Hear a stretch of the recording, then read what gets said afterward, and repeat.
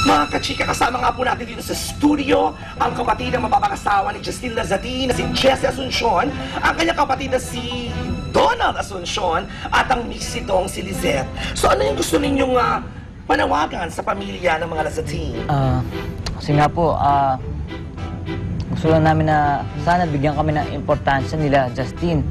Ano ba naman yung mamanhikan sila sa ate ko? Jessie! Kusing! Oh, Tanoorin ito. ano yan? Para makuha nila yung kamay ng ate Jessie ko. Di ba, Iha? At saka, karapatan lang naman ng asawa kong gusto ko. Kaya kami nandito. Ipakapatid siya ni Jessie. Kaya naman lang makasama kami sa kasal niya. Pero si Donald? Ayan po, kitang-kita niyo naman po, mga kachika. Talagang kaawa-awa po talaga ang pamilyang ito. Kaya ang inyong lingkod po ay nananawagan sa pamilya ni Justine Lazzatin na kung maaari ay tingin ang panawagan ng kaawa-awang pamilya Asuncion. Hanggang sa muli natin chikahan, ito po si Chiki. Ay, sandali lang po.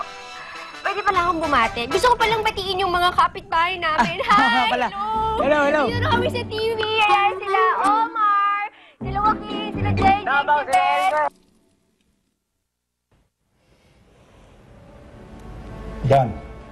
Yan ang sinasabi ko eh. Yan sa pagkakapasok niyang Justin na yan dyan sa show business.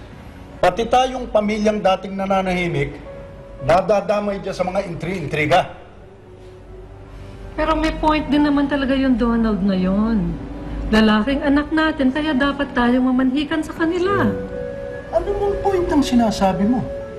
Eh hindi nga ipinakikilala ng maayos niyang si Justin yung mapapangasawa niya sa atin eh. Pagkatapos tayo ang pupunta ron? This conversation is over. Lorenzo! Ay, hayaan mo na lang, Liling. Parang hindi mo naman alam na talagang malaki ang tampo pa rin niya kay Justin. Yung ba si Donald? Yung kapatid mo na loko sa'yo? Oo. Kakapatawad ko nga lang sa kanya eh. Ano? Pinatawad mo siya pagkatapos ng ginawa niya sa'yo? Siyempre. Sino ba naman ako para tanggihan yun? Ang Diyos nga, papatawad. Tsaka isa pa, siya na rin natitira kong pamilya. Tapos mag-aaway pa kaming dalawa. Oh my God, Justine! We need to do damage control. Kailangan magantayan natin to si Chiki. Sinisira ka talaga. Kailangan makaganti tayo dito. Makaganti tayo. Gusto, pasalvit ko, Mr. H. Ikakilala ko. O, ka. Ano ako? Kontrabida soap opera? Sandali. Magaling ba yan? Baka naman palpak yan. Excuse me, nawalan kasi ako ng gana.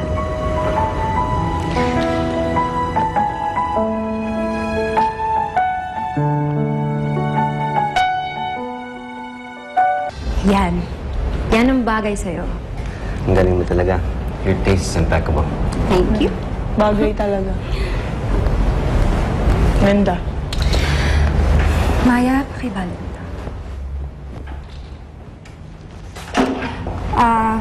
So, as I was saying kanina, nakausap ko na si Justin. Pero bigla siyang nag-walkout, hindi ko alam kung bakit. Dapat kasi siguro tayong dalawang pag-usap sa kanya kasi ako hindi talaga mapalagay eh. Feeling ko na bigla lang yun sa ginawa niyang magpapakasal kay Jessie. Justin's a big boy. He can very well take care of himself. That I doubt. Kilala mo si Justin, di ba? Impulsive yun. Hindi nag-iisip. At kailan naman niya na-meet yung babaeng yun? Di ba? Parang... It's so fast.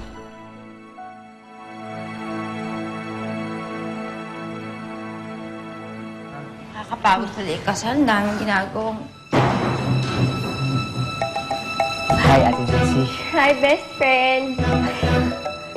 Magsiselos ka ba? Of course not. Kilala mo naman kung sino talagang gusto ko, di ba?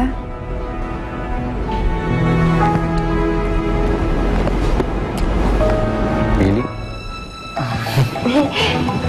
Ate, I'm sorry.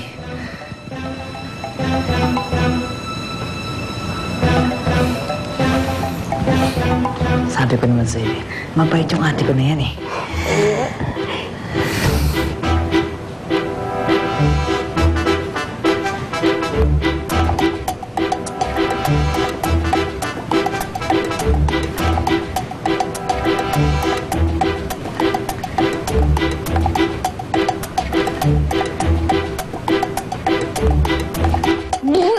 Ate!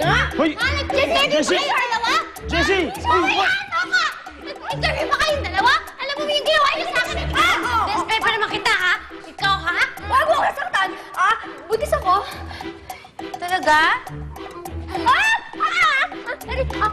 Kayong dalawa, ha? Hindi nyo man lang ako pinulungan, ha? Pinirapan niyo akong dalawa kayo. Ano? Ano? Ikaw ba mismo? Alam mo ba talaga kung sino gusto mo? You just think you like me because you can't have me. Samantala si Justin, buong buhay mo kasama. Lagi na dyan. Ngayong meron siyang iba, natatakot ka.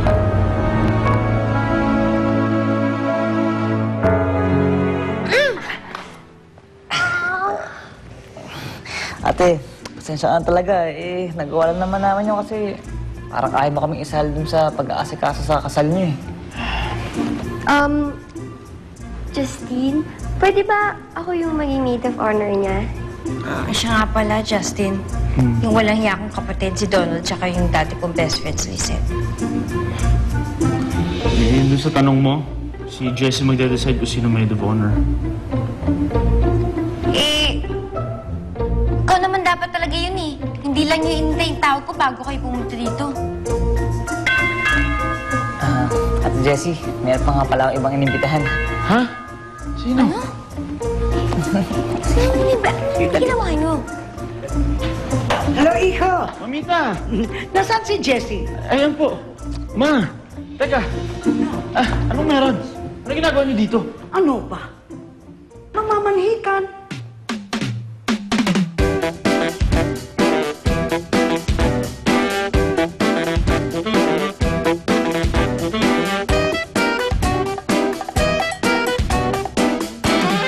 May tatlong bear sa loob ng isang bahay. Si Papa Bear, si Mama Bear, si ginagawa mo? Pinapatawa ka? Sobrang seryoso mo naman. Nagpapatawa ka na sa lagay na yun. Nakangiti naman ng konti. Pero, salamat na rin sa effort mo na patawanin ako. Uy, sure, tama ako, di ba? Na mayaman yung pamilya ni Justin. Pero mukhang masusungit. Pag nagkatuloy si Jessie tsaka si Justin, naku! Matutuloy na yung business na naisip natin. Justin, sino yan? Dad, masyado na ba akong atrasado? Pwede pa bang humabol? Alam ba malakas makatulog yan si Mamita? That's why we should play the part ng ikakasal. Play the part? Artista ba ako? Ikaw naman may artista, di ba? Hindi ko kaya makipag-sweet-sweetan sa'yo. May pahaplos ng pagmamahal ka pang nalaman dyan. Hoy, babae, kung hindi mo kakayanin yan, malalaman ni Mamita na peke ang lahat ng ito. Tandaan mo, meron tayong kontrata. Kontrata? Anong kontrata?